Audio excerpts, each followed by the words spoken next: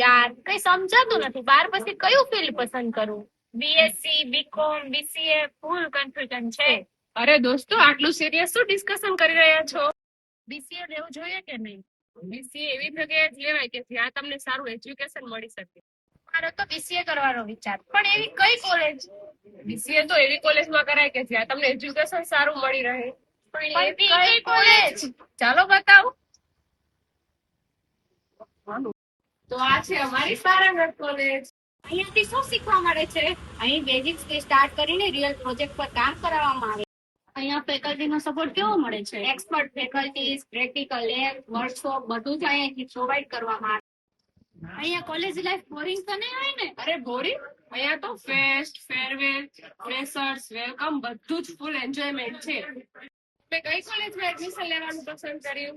હવે તો બીસીએ પારંગત કોલેજમાંથી. Perfect choice. વેલકમ ટુ પારંગત કોલેજ.